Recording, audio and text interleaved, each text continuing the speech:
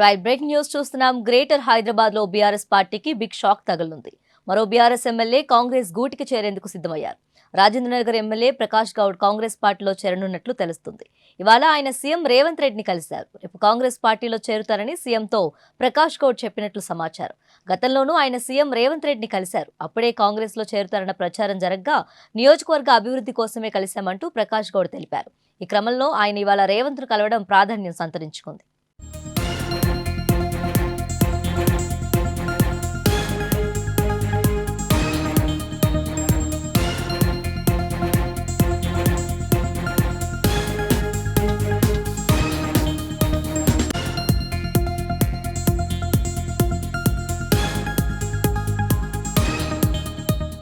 Greater Hyderabad లో BRS పార్టీకి big shock తగలనుంది.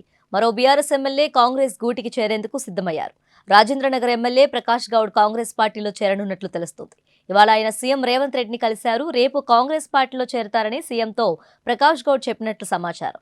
గతంలోనూ ఆయన సీఎం రేవంత్ రెడ్డిని కలిశారు. అప్పుడే కాంగ్రెస్ లో చేరుతారన్న ప్రచారం జరగ్గా నియోజకవర్గ అభివృద్ధి కోసమే కలిశామంటూ ప్రకాష్ గౌడ్ తెలిపారు. ఈ క్రమంలో ఆయన ఇవాళ రేవంత్ ను కలవడం ప్రాధాన్యం సంతరించుకుంది.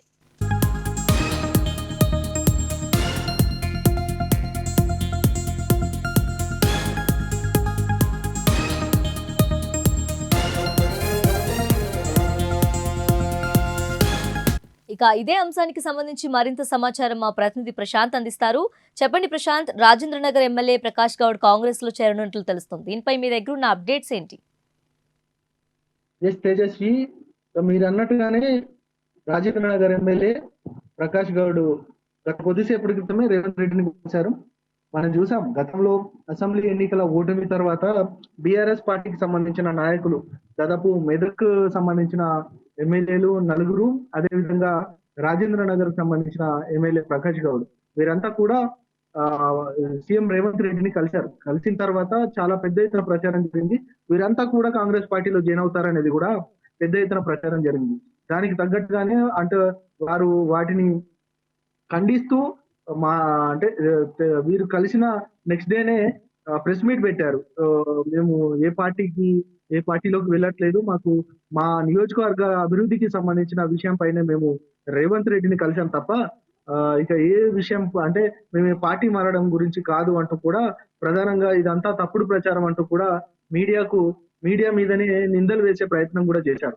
అయితే ఇప్పుడు ప్రధానంగా వాటికి అనుగుణంగానే నిజంగానే రాజేంద్ర నగర్ ఎమ్మెల్యే అంటే ప్రకాష్ గౌడ్ రేవంత్ రెడ్డిని మరొక మారు అప్పుడు అభివృద్ధి కోసం కలిశారు, ఇప్పుడేమో ప్రధానంగా పార్టీలో జాయిన్ అవుతున్న పరిస్థితి కనపడతా ఉంది. గత కొద్దిసేపటి కలిసి రేపు ముహూర్తం ఫిక్స్ చేసుకున్నట్టు తెలుస్తా ఉంది. రేపు కాంగ్రెస్ పార్టీలో జాయిన్ అవుతారనేది కూడా మనకు తెలుస్తున్న ప్రాథమిక సమాచారం. మొత్తానికి ఆయన గతంలో కలిసి అభివృద్ధి కోసం అన్నారు, ఇప్పుడేమో ప్రధానంగా బీఆర్ఎస్ పార్టీని వీడి కాంగ్రెస్ పార్టీలోకి వెళ్ళిపోతున్నారు.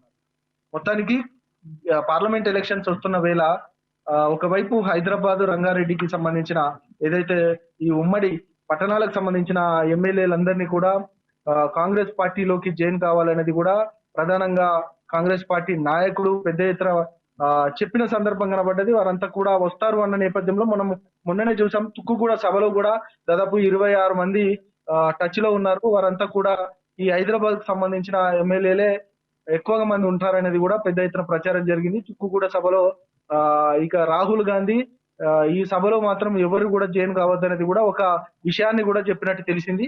అందులో భాగంగానే ఆ జైనింగ్స్ కూడా ఆగిపోయాయనేది కూడా పెద్ద ఎత్తున ప్రచారం చేసింది. కానీ బీఆర్ఎస్ ప్రభుత్వం అంటే బీఆర్ఎస్ పార్టీ మాత్రం ప్రధానంగా వాటి అంశాలకు సంబంధించిన ఖండించింది.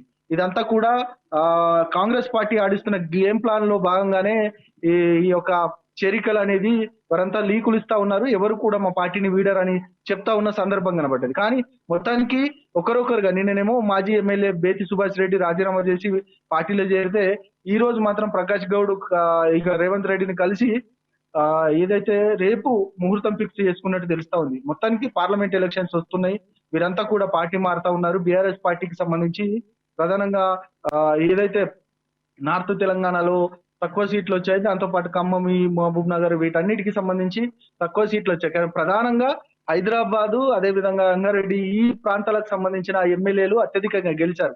ఈ గెలుపు ఆశలు పెట్టుకుంది బీఆర్ఎస్ పార్టీ. పార్లమెంట్ ఎన్నికలలో ఖచ్చితంగా అటు రూరల్ ప్రాంతాలలో కొంత మాకు ఓటు బ్యాంకు లేకపోయినప్పటికీ కూడా సిటీలో మాత్రం ఖచ్చితంగా మా అందరు ఎమ్మెల్యేలు ఉన్నారు కాబట్టి ఇటు మల్కాజ్గిరి అయితేనేమి, అటు జహీరాబాద్ అయితేనేమి, ఆ తర్వాత ప్రధానంగా సికింద్రాబాదు వీటన్నిటిపైన ఫోకస్ పెట్టింది. హైదరాబాద్ వీటన్నిటిపైన ఫోకస్ పెట్టింది. ఖచ్చితంగా మేము గెలుస్తామనే ధీమా కూడా వ్యక్తం చేసింది. కానీ వీరంతా పార్టీ మారుతున్నారు. వీరు పార్టీ మారుతూ ఇక పార్టీ మారడం వల్ల మాత్రం బీఆర్ఎస్ కు కొత్త చిక్కులు వచ్చాయని కూడా చెప్పొచ్చు. ఎందుకంటే వారంతా కూడా మాతోటే ఉన్నారు. ఖచ్చితంగా మేము గెలుస్తామనే ధీమాను వ్యక్తం చేసిన సందర్భంగా వీరంతా పార్టీ మారుతా ఉన్నారు. మరి ఎట్లా ఉండబోతున్నాయి రాజకీయ పరిణామాలు? నిజంగా వీరు పార్టీ మారడం వల్ల బీఆర్ఎస్ కు నిజంగా చుక్కెదురవుతుందా? నిజంగా పార్లమెంట్ లో స్థానాలు వస్తాయి అనుకున్న ఆశలకు గండిపడబడుతుందా అనేది కూడా రాజకీయ వర్గాల్లో పొలిటికల్ సర్కిల్లో మాత్రం పెద్ద ఎత్తున చర్చ జరుగుతా ఉంది. మొత్తానికి పార్లమెంట్ ఎలక్షన్స్ వస్తున్న వేళ మాత్రం బీఆర్ఎస్ కు షాక్ మీద షాక్ తగులుతుంది అనేది మాత్రం చెప్పొచ్చు తేజస్వి.